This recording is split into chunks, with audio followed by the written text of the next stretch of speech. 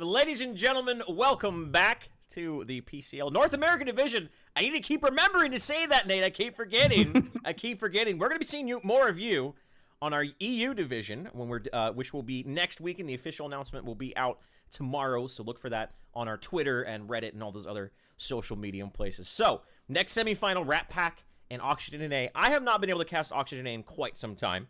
I've always been a fan of Imsko's playstyle. I've given him all those nicknames that I've given him there, but I've been casting him for a long time. And when he first got put onto the team of Clint Eastwood before Oxygen picking them up there, I was kind of like, okay, it's Imsko and some guys I kind of recognize from solo queue, but haven't really seen before. And ever since then, they've been one of the top teams in any event that they participate in here. So I'm very interested to see them, but more specifically, I'm interested to see how Ratpack, who have always been sort of stagnated in this position, the top 6, top 4, if they can finally get themselves to a finals. Yeah, I think from what you're saying there, we have similar sort of teams in the EU where maybe like a Nettle, where they have the capabilities, but they've just been missing that bracket every time, sort of top 4 a lot of the time. So it'd be nice to see one of these guys kick on and become like another top contenders, like your Oxygens, your Reborns, your Carbons, because that's I think a lot of people see them as the top teams right now. Even if the other teams don't agree, I think that's just the perception of the community right now. Absolutely. Well, I don't know about you, Nate, as words are difficult for me sometimes, as you guys can tell. We're going to get into this draft here, my man. Ratpack, stylistically, they have been banning out Aurora just all the time. We haven't seen much Aurora. There's a lot of emotionally charged dialogue going on throughout the community. And a lot of people are like, nerf Aurora, she's too strong, oh man.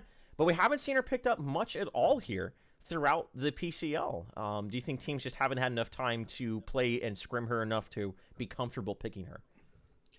We saw her quite a bit yesterday. Oh, you did? Okay, I was going to say, over here, we only saw it once or twice, if that. I don't think we, in every game, I think she was actually picked up. Really? Okay. In every game, yeah. So I expect Oxygen, I know Meds loves her, so I expect Oxygen to try and secure her if Ratpack don't ban her out. Well, as you say that, guess what? Ratpack ban her out. So Ratpack are they know what's going on there, so they're gonna be able to take it away. There was a game actually where I was up against it was a solo queue game of mine, and I was up against Meds, and he was playing Aurora, and there was that bug where Aurora could just float around the map. It was one of the funniest things I've ever seen in my life. I don't want to see it now. I mean, it would be funny, but it'd be like, oh, well, Aurora can fly now too. Thanks, Epic. But coming in here is going to be the Steel ban, of course, from Oxygen, and as mentioned, the Aurora ban. Team Oxygen pickup Decker, and then a quick pickup, Howitzer plus Rampage. I like this Howitzer pickup for 2 reasons, Nate. Because A, it's Howitzer, but B, it also denies the Decker-Howitzer combination for Oxygen as well. Yeah, I mean, getting in the Decker is really important, but that Rampage Howitzer is a very good pickup. You get the best mid lane in the game, and arguably the best jungle/support. Yeah, I think Rampage, you can stick him anyway. He's just going to be strong no matter what. So, right. But we saw Marty picking him up as a support hero yesterday. So Rampage and plus Howitzer. That, I mean, even if you're ganking, like say mid lane, a rock into a mine, into an R2000 rocket, that's usually a dead mid lane a lot of the time. So that just shows you how powerful that combination can be. Sevarog being picked up here as well as Sparrow. So Sparrow is definitely the queen of the carries now with the most recent change. As we've seen that. Ratpack already has 2 great tools at capitalizing on the lack of mobility that Sparrow has between the Rampage as well as that landmine. I wonder if they're going to continue to build into emphasis on that CC. They're going to pick up Murdoch as their carry, and then it's going to be a Grux as well. So with this Grux being picked up by Ratpack here, Nate, I'd imagine it's going to be a support Rampage and a Grux in the jungle. Could be wrong, but that's what I'm seeing right here as far as the laning configuration. Oxygen, they need 2 more picks here, Nate. They have the Decker, they have the Sevarog, they have the Sparrow. They need that mid laner, and they need that off laner. I mean, are there what do you think we're going to see picked up here? As far as mid laners go, I'd imagine it's just Gadget or Gideon at this point. From the games we saw yesterday, they don't typically play a mid laner in mid lane. They have 2 off laners, and they have the duo lane in the mid lane because they're allowed to use their strat where Marty can roam. He can go into that Amber Link that he hates so much, and just keep poking it down. And they were stealing yesterday. The first game against Reborn, I don't think J. Leo Grande had his green buff the first 3 or 4 times it was up because they were hounding him on it. Yeah. And that's the power of having your dual lane in the mid lane. That's something Carbon did very, very well here. So the last picks here, I love these last 2 picks here. We just rounded out the draft here, Nate. Oxygen got the gadget, which we sort of expected, but then the Bellica, as you mentioned before, you think is a very underrated hero. I completely agree with you. I think her drone and everything else complements the current state of the game so very well, man. So very well. And then the Seraph pickup from Ratpack here. So is this going to be an off-lane Seraph? I'd imagine it's either going to be a jungle or an off-lane Seraph here. Probably an off-lane, I should imagine. I'm always dubious with teams who pick up Seraph without a Muriel, because I think while she can output a lot of damage, she's so susceptible to CC, and she's made out of paper if the enemy team can get onto her. She has some Duke. She has a jump and the Q, obviously that invulnerability from it, but she's still very susceptible to those CCs. We'll have to see. And actually, talking about Muriel, who's been highly contested, at least it was for us over in the Group A with Pith and I. And this time she was completely ignored between these 2 teams. So they absolutely, if they wanted to do more of I feel like the Seraph pickup was much more reactive than it was a like, okay, we're going to pick Seraph, we're going to have a strat around Seraph. Because if that was the case, I agree. I'd imagine we would have saw Muriel picked up there and their draft would have adjusted around it. Every time we've seen Seraph, I feel like the only time I've seen it was Blood Mortius. We haven't seen outside of Blood Mortius, so it's going to be interesting to see her in whatever role she can be played here, and more importantly, without that off-lane position. But overall, Nate, looking at this draft, what do you think, man? Who came out of this ahead? I always get the awkward questions. I think they're going to accuse me of fanboyism. I think Oxygen come out ahead man. Just because. Welcome to the club. Just because that Seraph pickup, I'm unaware of the players on it, so I'm not going to do a disservice to the player, but I think the composition doesn't lend itself to help that Seraph, I don't think. Well, there you go. I'm ready to do this, man. Are you ready to do this, Nate? I'm on 5 seconds. Oh my gosh, you're so good at this. 5, 4, 3, 2, 1. Ladies and gentlemen, welcome to the second semifinal, day number 2 of Paragon Competitive League North America number 4 between Oxygen and Ratpack. We're going to see who comes out ahead here. You know what? Pause the game really quick, my man, Nate. Pause it 20 seconds if you can, because I got the bug where you don't have any health bars. So let me fix that. I also have that bug. You do? Okay, so we're going to... Hey, guys, look at the draft again. Hey, it's the draft. Talk about the draft. Bellica, so why do you think they pick up this Bellica instead of maybe a Feng Mao or a Gideon, or what's the Bellica's role in this situation for Team Oxygen? Oh, sorry, I'm just going to sync back up with you before. I'm just at 20 seconds still. Are you there? Let me get over there, my man. Let me get to 20 seconds. There we go. All right, let's go back in game, and we'll do the countdown and get this thing underway there. There we go. 5, 4, 3, 2, 1. Now we got name tags and health bars. We did it, boys. So before you answer that question, Nate, let's introduce these teams. Lucer on Rampage, Crown on Grux, Involve on Howitzer. A Bum is going to be on the Seraph there, so that answers your question as to who's going to be playing it. And Strafe on Murdoch, that is Ratpack. And for Oxygen, we have Arsenic on his gadget, Imsco on the Sparrow, Marty Rivia on his beloved Decker, Ram Riddles on the Bellica, and Meds on the Sevarog. So yeah, Bellica. Talk to us about Bellica. What do you expect to see her role here as far as, is she going to be a primary source of CC, secondary, or is it just going to be, hey, I'm going to hang out, drop my drone, and it's going to do all the work? The drone is so powerful in these team fights, especially when you're up against fighters. Especially, I mean, it's hurtful for the casters, but they have a bigger mana pool. But you know, that just draining your mana bar, and you're just left auto attacking. And especially if you're against a ranged, like sort of a carry, and you're trying to chase them around and get those auto attacks, and you've got no abilities to either CC them, catch them, slow them, etc. Makes those battles very difficult, and forcing people to back because they have no mana. Just from an ability, it's so powerful in those team fights.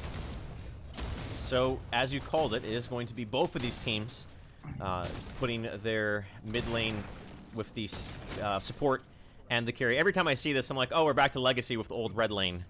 You know what I mean? We're back to that. But what that does is it opens up the rotations from the supports, and it allows these 1v1 situations here. So, traditionally, you would see the Howitzer versus Bellica in mid. And the Gadget versus Sereth matchup isn't something we see every day there, so let's talk about that a little bit here. Sereth, obviously the first quoted melee carry into the game that was implemented about a month or so ago. We haven't seen much of her. She seems to be a situational pick here, but this matchup, Gadget versus Sereth, I feel like Gadget can just be a nuisance and not much Bum's going to be able to get done here. I mean, watching Arsenic and how his playstyle is, he's very aggressive. If we saw this way, if you gank him, he will come at you. He won't run away, drop the speed gate. He comes at you, which can put up a lot of players. He's definitely got the skills to actually take on these 1v1s. He's not scared to do it. And, you know, them playing in this playstyle with the duo lane in the mid, that this is when you're so confident in your outer laners, you can do that basically. Yeah, already Bum. I mean, pushing down the wave as Arsenic, I think that was to be expected there, but already Bum is getting harassed just strictly by the auto attacks. There hasn't even been a single sticky bomb here yet, Nate. And Bum already has been forced. I'd imagine he has that health potion and healer token he does, and he's already been forced just within the first wave to use his health potion, and still is down to about 2/3. So Arsenic is setting himself up. I mean, I think we kind of expected him to be successful in this lane, but I think he just will be. If Bum doesn't play accordingly, he could get bullied around a lot. And Sereth is not a hero you want to be behind on at all. That is not a hero you want to be behind on ever. I think that's why a lot of people play in the jungle, because she's safe in there and can come out and gank when she's ready a lot of the time, unless you have those early invades into the jungle while she's doing a green, etc. So that's why a lot of people tend to prefer in the jungle, why people like Blood, when he plays him in competition, plays him in the jungle as well. Crown has wrapped around to the weak side of the jungle of Oxygen, but not going to find anything. The only thing he's going to find is Meds waving away as he casually passes by right here. Now, the matchup in mid lane here between the support and the carry, I feel like that's why it reminds me of the old days of Legacy, because it's just as long as both teams play without the assistance of a jungler or rotation from the off lanes, as long as both of these four members here just play appropriately, I don't really think there's kill potential on either side. They both have CC, whether it's Boulder or Stasis Bomb, and they both, at this stage of the game, do about the same amount of damage. I guess you could say Sparrow might have a little bit of an up on Murdoch because of her passive Relentless, but at this stage of the game, it's like very small amounts of extra damage that she's pumping out compared to that. I think when the ults come out, obviously a rampage in your face is never a good thing. Yeah. But if you can get a Deca Cage onto Strafe, and then Imsco can drop that ult as well, I think that is what will be more of a secure. But, you know, if Murdoch's got the long arm of the law at the end of the day, so he can kill anyone from anywhere. So it's probably about an equal footing in the mid lane. Good boulder right there onto Imsco, and Strafe following up with a couple auto attacks. Meds hanging around in this corner, and Lucer's quickly going to find him out. Meds does have an extra level on Lucer, Subjugate to keep him from jumping up, Stasis Bomb as well. Good move along from Strafe, knocking Meds away to make sure Lucer could get away, but Lucer's pretty much going to be a non-factor in this fight. First bumping of the fists in this game. No one going to get taken out. It was around that 5-minute mark. The shadow buff is up. Imsco's going to go for it, and he's going to use that piercing arrow to secure it there and also get the mana back from it, just to make sure that that purple buff on a Sevarog or a Druxidus or a Rampage, very, very threatening, so that was much more of a denial than anything else. Yeah, definitely. Especially when you're a Sparrow, you don't want to see an invisible. Yeah. You don't want to see a Rampage or a Grux with that invis buff, because that's not going to end well for you. Yeah, it's not many times you see like 5 minutes into the game a Sparrow pick up the purple buff, and on comms they go, all right, I'm ready to gank. I'm ready to gank, guys, let's go. Ramriddles and Evolve have been playing each other out. Evolve has to be careful. He doesn't have much mana against Ramriddles, who is a Belica, but he is going to keep himself alive enough to where he's not just going to get blown up by that Neural Disruptor. And I love playing Belica for only one reason, and that's when you ult people as Belica. It's just one of the most satisfying things. Satisfying. It feels so good. It's such, especially when you get like the 3rd level of it, and you're up against like or a howitzer or something like that, and has no mana. You're like, oh, he's dead. I'm just gonna hit him for 1,300 health. It's so satisfying, guys. For those of you who haven't played Belica, go get yourself the level 3 ult at level 13, and just roam around, find people with no mana, and pick yourself up easy kills. Yeah, I think the only thing that can make it slightly better if she blew the barrel after, the part of the animation. Oh yes, that'd be so good. Oh man, that would be a cool taunt as well or something. Maybe like a tier 3 or tier 4 skin where that's part of the new animation of the ult. Only when she gets the kill though. If she gets a kill with it, that's when she. Oh, that would be so good. I think you might get some royalties from Epic on that one, man. See, Involve's starting to push Rambles in there. Even though Belica can be so annoying against casters, it's still a howitzer at the end of the day, and right. if any caster's going to put up and be able to deal with that, it's going to be Howitzer, because his kit is just so good. I'm surprised there haven't been calls to sort of nerf Howitzer's kit, but I think for me, he's kind of the epitome of a well-rounded character, what you want from your heroes. Maybe not in balance, but I mean in a kit, nothing is unuseful on him, basically. When you look at some other heroes and like the Steel Shield, I can't remember the actual name because I don't actually use it all that much. I believe it's called Bulwark. Yeah, Bulwark, so and people complain about it. It's just a really lackluster ability. Ooh, mid lane. Imsco gets caught by the smash and grab. Subjugate was trying to catch someone. Looks like it didn't land. Now Meds immediately gets turned around on. Stasis Bomb is isolating Lucer. Imsco's trying to do what he can, but the damage from the Sparrow just isn't quite what you expect from him this early on into the game. The primary sources of the damage at this stage of the game are going to be your Gadget and your Bellica. But, and here comes Ramrils now. As right as I say that. There's the Stasis Bomb. There's the Subjugate. And that's pretty straightforward. Strafe overstaying is welcome. Bellica just coming in there and be like, I got him, boys. And Strafe gets taken out. There's your first blood going over to Oxygen. And this is another thing. Bellica, she's another stun. And already heavy stun meta. So, you know, always got to be careful here, though. Yeah, Volv knocks him up. You get to snare him up on that mines. And look at Ramrils. He's the one getting aggressive now. Forces out the Make It Rain. Ramriddle's deciding not to walk through that.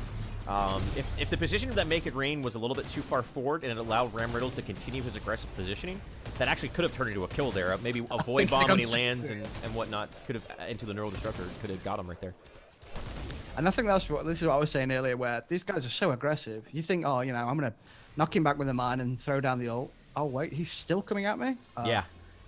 And players just aren't used to that sometimes. So, really good aggression coming out to it. It pays off a lot of the times as well. Let's take a quick peek at the builds here. A little bit less about the numbers, more about the builds. Healer tokens, plenty. No surprise right there. I know that I've been I've been told that Arsenic loves him adamant edges.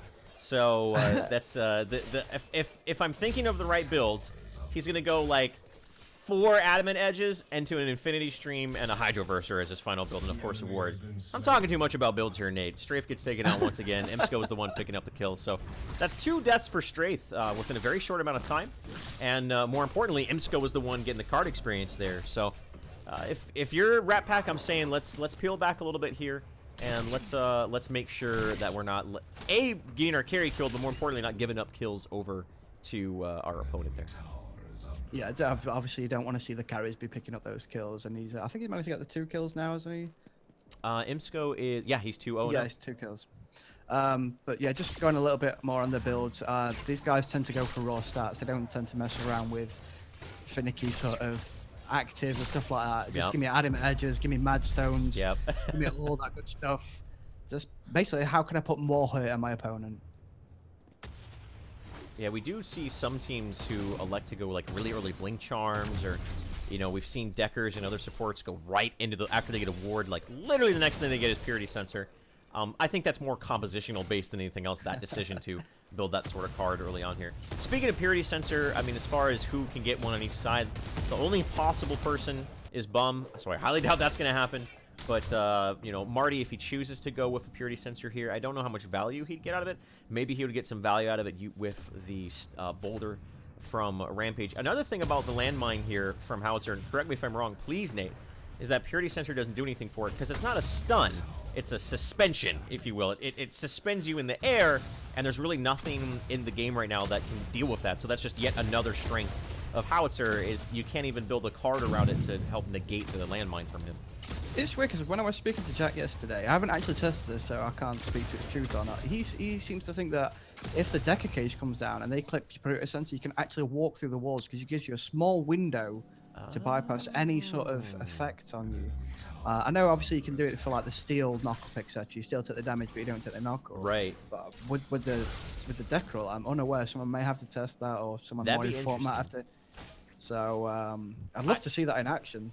I'd imagine that the Purity Sensor does give some number of invincibility frames. Yeah. Whether how small they may be. If that is the case, which I'd imagine it is, then yeah, you could, if you know how to time it appropriately, you could iframe away almost anything at that point in time. It'd be very, very difficult to do, and again, Purity Sensor's a 90-second cooldown, so it's not like something you'd be able to do consistently. Meds rotating around over to involve.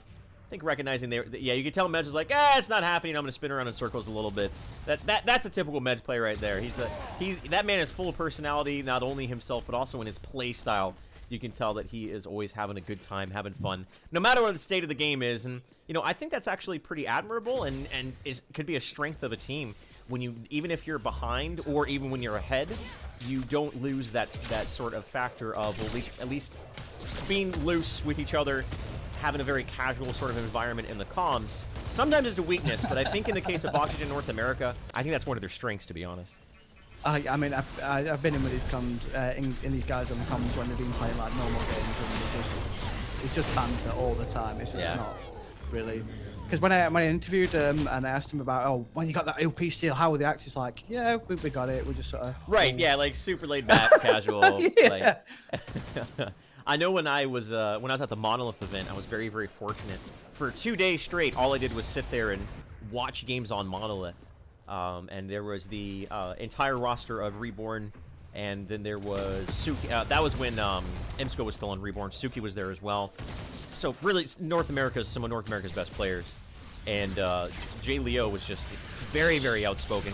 If you walked in that room, all you heard was Jay Leo talking. So definitely a difference of shot calling between the two teams. But right there, we do see the containment fence go down. Strafe again taken out, but not for nothing, as the Imsco was taken out too. So carry for a carry, but these teams are absolutely looking for more. The point blank seismic assault is going to knock up Lucer into the air, and that's going to be Ramrils getting away. Make It Rain being used much more of a zoning tool than anything else to make sure that they're able to get away. So as even it can get right there, Nate. Yeah, just having a quick look at the kills. It's actually 3-2, so quite balanced there. Even the CS gap is, 3 creeps between the two? Yeah, so very close. Wow.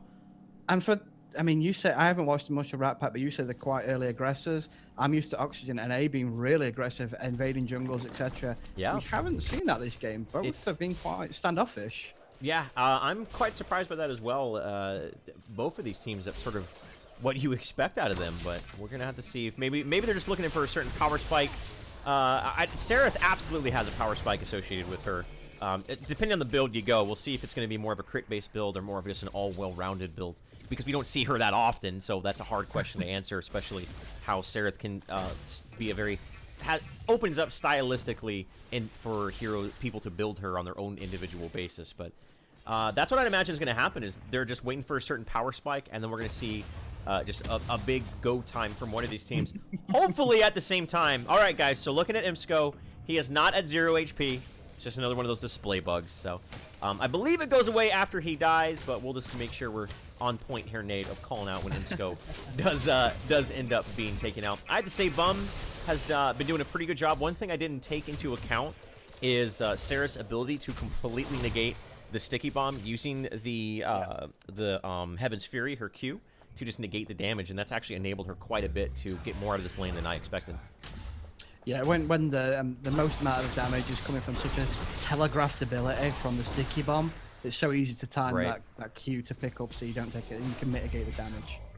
Meds was looking for a gank onto Bum, not going to land though. Bum going to ascend and walk away. Ram Riddles and Involve continue to go at each other here in this lane. Neither of them haven't been able to get a kill. Seismic Assault not going to land onto Involve, and he's got plenty of mana.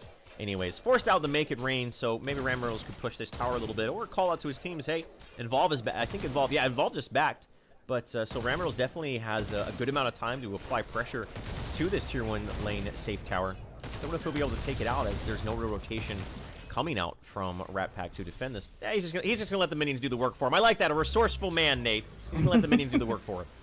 Efficiency. I think that if I had to give Ram Riddles any sort of moniker or anything like that, I think it's efficient. That's just what he is. He's farming, how he does everything around the game, basically. And sometimes when I think, oh yeah, if he could just ult here and get the kill, he doesn't. He just leads it with a couple of auto attacks and ability and gets the kill that way. Right. Like, I'm not, and that's why he is a better player than me. He's just economy on his abilities and his farming, etc. So. Then again, I'll have to apologize for the fanboy, but just watching him is always a joy to watch. Notch and I, to this day, are still accused of being favoritism towards a team who hasn't existed for 6 months. So don't worry about it, man. It's just par for the course of being a caster. There's the caster's curse, and you always have some favoritism towards one team, which is totally reasonable. So mid lane has still been pretty much a resident sleeper fest. These teams, I'm waiting to see some aggression here. 4 people have grouped up for Ratpack in the mid lane. The stun is there. Looking to knock out from the tower was involved for Marty Rivia. Not going to be the case. Strafe gets stunned up. Meds leading the charge. The move along was used, and he's not going to be able to get caught out. Good job there. Containment Fence is doing pretty much nothing at this point as they're just bullying around Ratpack. Laring on with the law doesn't do what need to get done. No one gets taken out, but Oxygen are definitely in full control of this engagement here, Nate. As they've already taken 2, Ram Riddle's looking for more, and Meds actually does end up taking down Strafe elsewhere on the field. Lucer looking for some sort of reprisal out of this lost engagement, but he's got to be careful not to just give up yet another kill over to Oxygen. I'm not sure why Strafe went back into there, because he got out on 5 hit points, which I thought was really lucky. So to go back in there was really ballsy, and he ended up paying with his life. And now Lucer might be going on as well. Ram Riddle's 1 or 2 more auto attacks. He has the speed boost. Not enough. Arsenic was there anyway. So now Lucer ends up giving up yet another kill and a staggered death. Even though they lost the fight, now when they get back on the field, they're not going to have their Rampage to give them any sort of initiation or frontline. So Oxygen, finally, there's a real big engagement that goes down. It was kind of a very elongated engagement, but they come out of it the heavy-handed the winners right there. Yeah, I think with heroes like Sevrog, when you have those long engagements, he can maybe get 2 ults off in those sort of engagements because very it's low such cooldown, a short yeah. cool. So, you know, favoring, if they're going to keep going for those elongated engagements, it kind of favors this option on any side. Especially Rampage is very, when you hit a certain stage and once damage has spiked up enough, Rampage is very reliant on his ultimate to stay alive in fights. And it's a short cooldown, but it's not as short as, I think Colossal Blow at level 3 is 35 seconds? Something around that. I don't know if it's a flat 40. I think it was that before they changed it. Yeah, it's either way, it's still really, really short. And absolutely, there's times where that's going to be happening. But back to Rampage there, where he's much more reliant on, Rampage is much more reliant on his ultimate, as opposed to Sevrog, who it's like, my ult's on cooldown, but I can still root, I can still do decent damage with Siphon, and I still have my mobility associated with it as well. Here we go, Oxygen doing what Oxygen usually do, and that is trying to forward that economical advantage. They just drained a full Amber Link. They're going to take some jungle minions out of this camp as well, and just anything that they can take from their opponent, they will do. Trying to take that vision, trying to give themselves deep vision, and trying to take away that money that they need for those cards. Meds was looking for a potential subjugate either onto Strafe or onto Crown. The stasis bomb, the stagger walk right there from Strafe, the stutter step, kept him alive. He heard that stasis bomb queue up and was able to dodge it there. So Strafe has been caught out a handful of times this game. That time he's going to be able to get away cleanly. So after that last recent engagement, Ram Riddle's, like you said, man, it's all about that farm life for him. The most farm person on the map is the Bellica of Ram Riddles by quite a significant amount. Now, of course, I have the bug here. Imsco says it's at 19. He's not actually at 19, I'm sure. I'm sure he's a little bit more even than that. But still, I'm always blown away. But every time I cast Ram Riddles, whether Oxygen's winning or losing, no matter what the state of the game is, that man is always ahead in farm. It's ridiculous.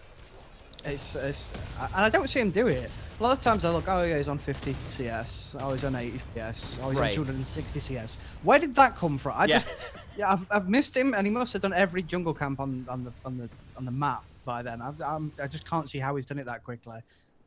But this is the reason we love to watch these guys. Seeing with Imsco what his build is, well, it's going to be pretty difficult to see because we can't see what his build's going to be. But I'm wondering if he's going to go with the last time we saw him on Sparrow, the previous PCL. He did go crit, but it was like he just made this big transition in like the mid to 50s of his card points. Up until that point, he went with like Wind Carver blades with a mix of power and attack speed, and then just sold all of them and went crit. Containment Fence. Meds is caught in it, but he uses a Colossal Blow. Evolve is going up to the skies to rain down the pain. Is able, there he gets taken out though by the Neural Disruptor. Crown very low, he gets taken out. The Tesla Dome doing work. Strafes gets subjugated. Meds is going to put that nail in the coffin. 3 for 1 right there. I mean, we did see, actually no, Imsco got taken out as well. Imsco is dead. Imsco is dead. So it is a 2 for 3. Now Bum is in a little bit of trouble here as he's been surrounded here by Marty and Arsenic. And imagine he's going to go down, but he's looking for a reprisal kill into Arsenic. You got to respect that Heaven's Fury. Ascend away. Marty might be able to land a stasis bomb. Not going to be the case. There should be a bum getting away. So that was a 3 for 2. Imsco did get taken out a little bit later in that fight, but still, Oxygen come out, even by the slimmest of margins.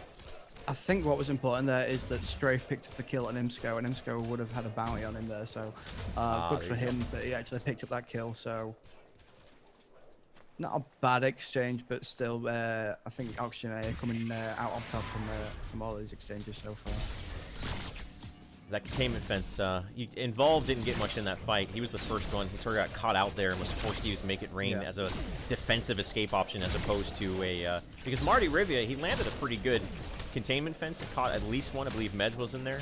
And also was a zoning tool to let them give him those means of mobility through that stairway leading into the jungle. So maybe if that Make It Rain was used a little bit more offensively, that could have been the difference maker right there. Between them losing and winning that fight, but that's Paragon is a game of inches sometimes, especially in these slower-paced games, like what we're casting right here and watching right here, Nate, where the teams aren't constantly going at each other, despite what we thought about how these teams are going to be doing that. Much more just conservative play, more focused on efficiently farming the map, and in a situation where that is the case, every exchange is just so incredibly important. Every inch that you can get, whether it's getting the Raptors or getting just a little bit more farm, being more resourceful, that is how you end up winning the game. Speaking of Raptors, they haven't really been, correct me if I'm wrong here, Nate, haven't been taking it all this game. I think just now. Yeah, just as soon as you said that, I saw Imsco dropping down the wards, de-warding. Look how quick. Wow. That Sparrow ult just been so ridiculous for securing those objectives. Ramriddle's going with the build that I thought as I called it the Arsenic build. Apparently, it's the Ramriddle's build, but Arsenic's doing the same thing as well. Just as you mentioned, putting so much prioritization into just the consistent raw stat power, as opposed to going with more activated abilities, like he said, he's a stab link from Crown, those sort of things, as opposed to what we sometimes see other teams pull out, especially under sports. Lucera gets caught up by the subjugate just enough time, but actually the Tesla Dome clips him on his way out, and he does go down.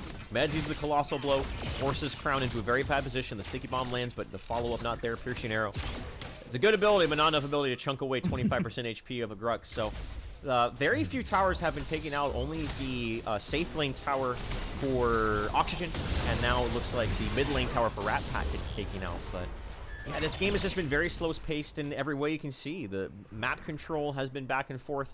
Team fights have been favoring Oxygen, but there hasn't been one massively, like an ace going down quite yet. Ratpack have been able to recollect themselves after a fight that they lose and make sure they don't lose too much ground.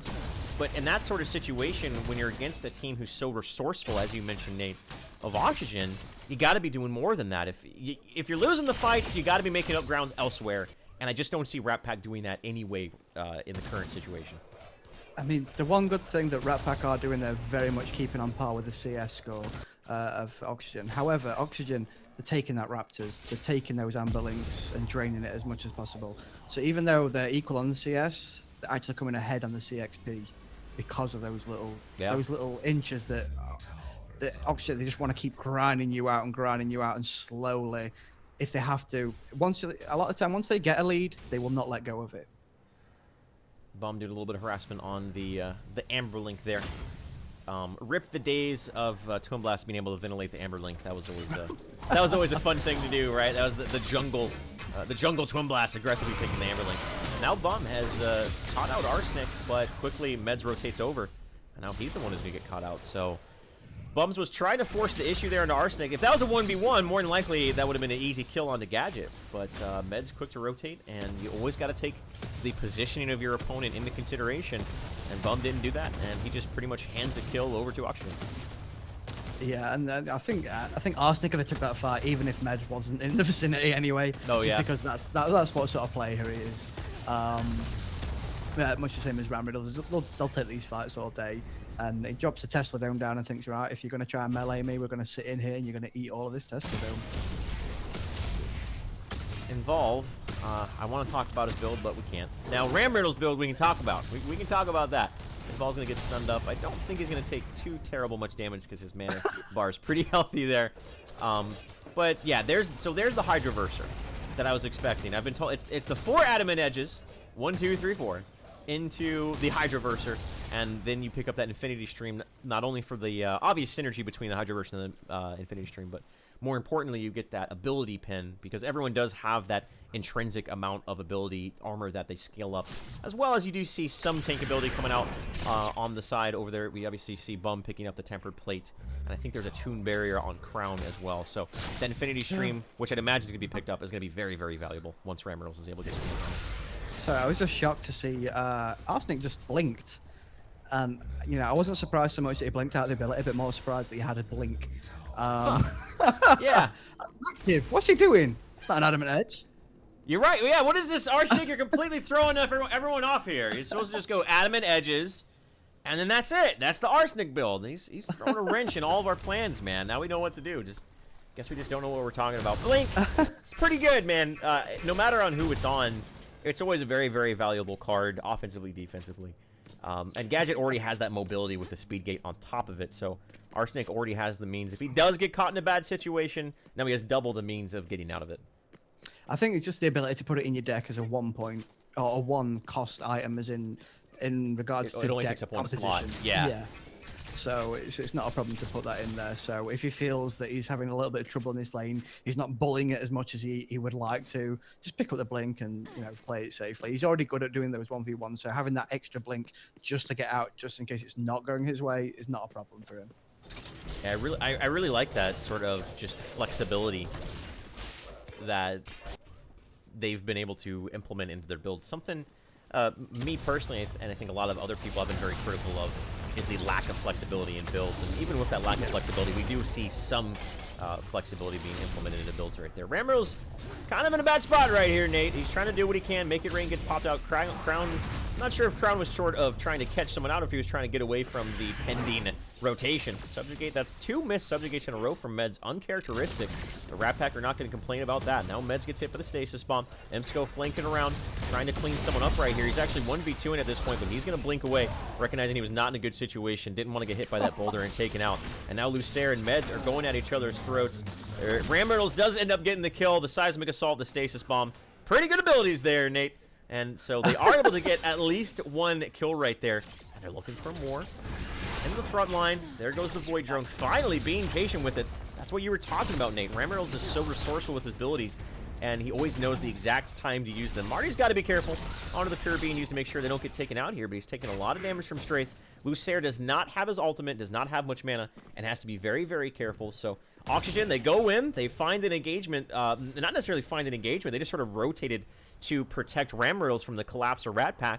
Ratpack got collapsed on themselves, overstayed their welcome, and I believe they gave up 1 or 2 kills. I'm not sure due to the display bug, but I think that they did give up at least 1 kill over to Oxygen right there. Yeah, I think Involve went down, but I've got to give him props because he managed to avoid the knock-up from the Bellica, followed by the stun bomb from Marty as well. Nice. While it was in a Deca cage as well, so he did very well with what he had, but unfortunately the Bellica ult just, there's no dodging that. Nope. When you're out of mana, you're just like, oh, man. When you're playing up against the Bellica and you're playing a caster and you see a Bellica in your vicinity, the first thing you're doing is like, oh, what's my mana at? Oh, God. Like, oh, I'm only at 1/3 mana. This isn't good. And, this is why Crown had to disengage, because Rammerls was kiting him around that drone, and then all of a sudden he noticed he was out of mana. And he's like, right, I can go in on this, but if I get caught, I have no dash, I have no pull, I have no stun.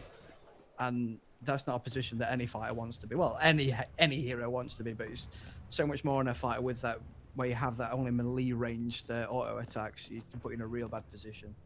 I feel like Bellica is a hero who essentially has 2 ultimates. Between her Neural Disruptor as well as her drone. Like, her drone could totally be, like, it's a long cooldown. It's a longer cooldown. I think at full level it's about 40 seconds, 30 seconds, something like that. But she has 2 very important abilities that are incredibly strong, and one Involve actually blinking very aggressively far forward. Rammerls immediately just doing a quick 180. His team is right behind him. We do see Marty and Imsco. I'm not sure if Involve and Lucer know about the rotation. Boulder does not land. It's very crucial. They need that to land in order to pick up those kills, but instead, Involve sitting a little bit too long with too little of mana. Rammerls pulls out that pistol and gets shot in the face, and down he goes, and Lucer's the next target. No enraged. It has just fallen off a cooldown. Marty not going to land a stasis bomb. That was, again, some missed stuns right here on both sides of the field. We don't generally see that. Over here inside of the strong side of the jungle of Ratpack is Meds landing the subjugate onto Bum. who does not have the Ascend, using the Heaven's Fury to try to negate some damage, but I think at this point, it's all but said and done. Bums is going to get taken out. The Sticky Bomb is going to land, and now there is the death of Sereth as well. I got to say, Sereth, I haven't felt much presence out of Bum this game on her. I love the hero. I think she definitely has a certain role, but I definitely feel like she's been the weakest link of the draft of Ratpack thus far. Yeah, that's what I was saying. Without that Muriel to sort of protect her and allow her to keep putting that damage in, she's such a damaging hero, but if she doesn't have the protection, she can get picked apart so quickly. Pushing down the tier 2 tower, Crown trying to do what he can to protect it. Doing a decent job, as it's not the entire roster of Oxygen over here. We do see Gadget putting some split pressure in the mid lane, and of course right lane is set and pushing for them well. So full map control. Every single engagement has gone the way, some more than others for Oxygen. And I think at this point, with the current status quo, Ratpack need to get something going here. They've been playing patiently, but oh man, Crown is going to get taken out here. I missed something. We'll talk about it here in just a minute. Containment Finch onto Lucer, and this is just not looking good for Ratpack. I feel like they're just sort of stuck right near Nate. They don't know what to do, and they're just slowly losing. So what we miss out on? What happened, my man? Arsenic was getting chased away by Strafe, blinked to get out of there, landed on a Murdoch mine, and then Strafe just walked in. Oh no, the good old rando Murdoch mine. Ramriddle's actually getting aggressive here and getting punished for it. But no Lucer. Imsco comes out from the jungle behind that fog wall. They end a fire. One piercing arrow. There it is. I was going to say there's going to be a piercing arrow to get the kill, and that's exactly what's going to happen. And Ratpack, man, this is, I feel like they don't know, they don't have a game plan right here. They're just kind of roaming around, like, waiting for things to happen, and they're showing up after the fact. If you're reactive in Paragon against a team who is as decisive as Oxygen, you're just going to slowly lose. You might win engagement here, you know, every now and then something might go your way, but it's just a matter of time before, strategically wise, you fall so far behind that transitions into an economical lead for your opponent, and there's not much you can do at this point in time. So what do you want to see Ratpack do at this point in time? Is it just a matter of being more decisive, or is there more going on here than meets the eye?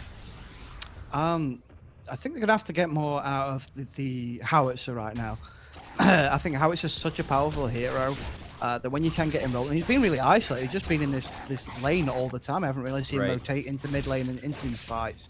So I'd like to see him rotate a bit more out of lane. We've seen Bum come out more on the Serath. You know, he started to roam a little bit more. But right now, you know, we see Ramriddle's pushing that tower in, so they've got to be mindful of their lanes, because they are allowing them to get pushed in when they get in siege, like they were on the left-hand side, and both those lanes were getting pushed in, which means obviously someone's got to go and answer it. Leaves you in a 3 or 4v5 situation, which you don't want to be in. 4 team members hanging out on the weak side over here, more than likely because that lane being pushed out. They're concerned about Orb Prime being taken. They have good vision around that area. They're just completely... I think they set that right lane right there to just make sure it pushes against it. But Arsenic already doing a really good job of heading over there and making sure that lane is once again set in their favor here. So Ratpack are grouping. They've been attached by the hip here for about 30 seconds, just sort of hanging out. And I feel like this is a desperation all-in play at this point. Taking an Orb Prime without any sort of discernible advantage. And, yeah, Oxygen, they know about it. Arsenic scouted it out, and the rest of their team is quickly in tow. This is either going to be a brilliant play, or it's going to be the play that costs them the game, and they are able to pick this up cleanly. But are they going to be able to get away cleanly? And that's going to be a big old no. As Meds charges in, uses the subjugate, Crown goes down. By the time he's able to do anything, the containment fence. Imsco with the inner fire. He's just picking them apart right here, Nate. And 3 go down right off of the bat. Meds lands his subjugate. Here comes Imsco. The stasis bomb to keep him in place. One more arrow to the back. That is just, I mean, they got the Orb Prime, Nate, but Oxygen just waited patiently. They were in a terrible, terrible position. And now I think at very minimum, the mid inhibitor absolutely could fall right here. Yeah, with only Strafe up to defend this, he's not going to want to get caught either. He's not sort of one of the heroes you can just sort of throw away. He needs to be up for his team, even if his inhibitor goes down. He's going to have to push those minions off of the core if Oxygen just leaves it, but I think they're going for the throat right now. I agree, man. I think they can do it. Imsco is, as you can tell by his health bar, as healthy he can be, but he has the lifesteal, so even if he's not, we're going to see what Strafe can do, even with the Orb Prime. I don't know if they're going to have enough here. Meds is healthy to tank. Marty's got all the mana in the world. Down to about 50% HP here. Rampage is up in 10 seconds, but the rest of their teams are not Yep, this is going to be Team Oxygen. Pretty much just, I mean, It wasn't the the flashiest win in the world there, Nate, but I will say it was impressive nonetheless. It was slow, it was strategic, and they were just ahead in every way the entire course of that match. There was not a single point of time in that match where I was like, oh, Ratpack has control. It was always Oxygen the entirety of that match. I think that the best indicative way to see how map is being pressured one way or the other for the teams is the ward coverage. And we saw a lot of defensive wards from Ratpack, whereas Oxygen's wards were pressing further and further and deeper into their jungle. So it's always that's the best metric we have to see of map control, definitely. And like Oxygen, even though we didn't see that early aggression that we're used to seeing out of them, when the fights did kick off, they were winning. There were small engagements, and they were taking the Raptors. They were getting in on the Amblink and always trying to push their economical advantage as far as they could. And then that one last team fight in the OP pit was enough. I thought Ratpack were really going to do something with them, but they just got caught. And well, you saw what happened. I feel like the mistake right there is they all grouped up inside of that very small choke point right there by the Ore Prime pit as you sort of go into the weak side of the jungle on the other side. If they maybe stood their ground a little bit and had more open position to take that fight, Meds wouldn't have landed that subjugate and they would have all been pinned right there. The big AoE Imsco came in there and was just like, okay, cool. I'm going to use Inner Fire and hit everyone at one time. I think if the positioning of that fight, if Ratpack was a little bit better, a little bit more foresight as to how that was going to go down, they absolutely could have taken that with the Orb Prime. They're down economically, sure, but that Orb Prime is really good at bringing them back to power on even footing right there. But that was just game number one, Nate. We have another game to play. Ratpack have one more opportunity, potentially two, but right now they're up against the ropes to keep themselves in PCL number 4 and to keep themselves on the road to getting over to those finals. Again, guys, we always got to mention it. Matcherino, head over there. You can donate with a free dollar. I don't know how much a dollar is over there, man. It's probably not. like 3/4 of a pound or a euro or something like that. Over to the Matcherino. Use that coupon code PCL4 and contribute to all these great games that we have had the privilege and the honor to cast this weekend and all the other previous weekends. Small break coming up here, guys. We're going to need game number 2 to determine the next finalist between Oxygen and Ratpack. Stay tuned. We'll be back in just a moment.